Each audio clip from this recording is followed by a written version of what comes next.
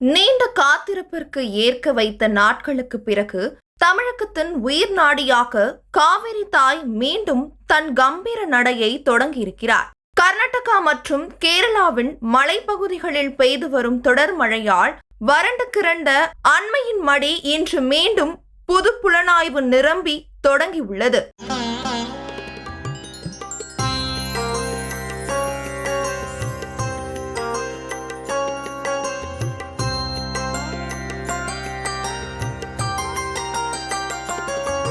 KRS மற்றும் கபினி அணைகள் நிரம்பி வழிய அங்கிருந்து திறந்து விடப்பட்ட காவிரி நீர் தமிழக மக்களின் தாக்கத்தையும் விவசாயிகளின் வாழ்வாதார நம்பிக்கைகளையும் சுமந்து கொண்டு எல்லைகளை கடந்து ஓடுகிறது.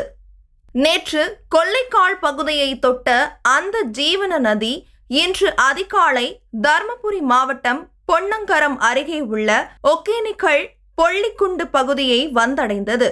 வினாடிக்கு 16 கன அடி நீராக பெருகி வழியும் இந்த அமுத தரையை கண்டு அப்பகுதி மக்கள் அடைந்த மகிழ்ச்சிக்கு அளவே இல்லை. வறட்சியின் பிடியில் வாடிய நிலங்களுக்கு இந்த நீர்வரத்து ஒரு புது ஒளிவையும் விவசாயிகளின் கண்களில் ஒரு புதிய நம்பிக்கையும் விதைத்துள்ளது.